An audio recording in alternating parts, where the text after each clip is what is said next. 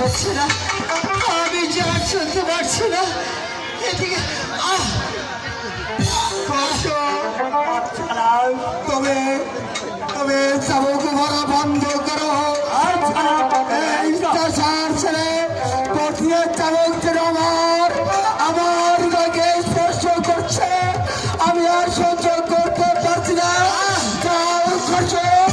এই যুবককে তুমি কারাগারে নিয়ে যাও, আগামীকাল ওর বিচার করা হবে, ওর বিচার করা হবে। তুমি নিয়ে যাও, ওকে নিয়ে যাও। ঠিক আছে জনাব, আপনার আদেশ আমি অক্ষরে অক্ষরে পালন করছি। ওই চাষের বাচ্চাকে এই মুহূর্তে আমি নিয়ে যাবো ওই অন্ধকার কারাগারকে, আর আমি তাকে এই চাবুক আর মারবো না।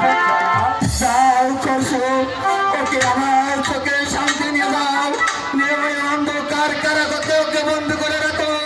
আগামীকাল আমার বিচার করা হবে।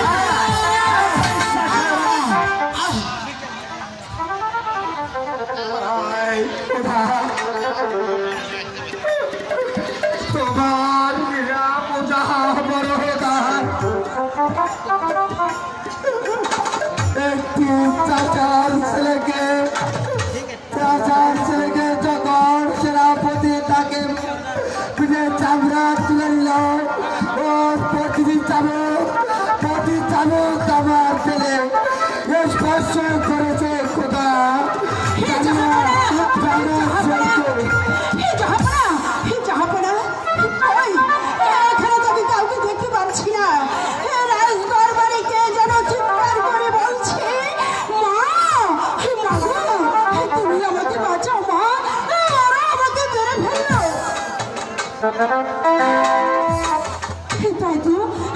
আমি রাজ দরবারে ছুটে এলাম জাহাপনা।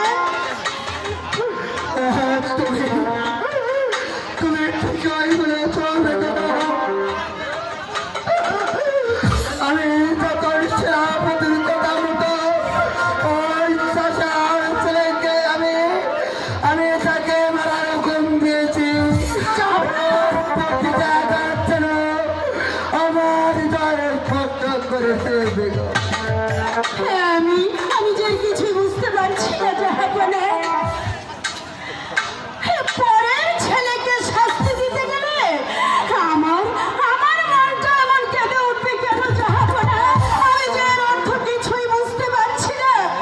আমার লড়কাকে ফিরে দাও দাদা, আমি তার ফিরে দাও। হয়তো ওই যে পাহাড়ি সরকার হয়তো এদিকে আসছে জাহাপনা।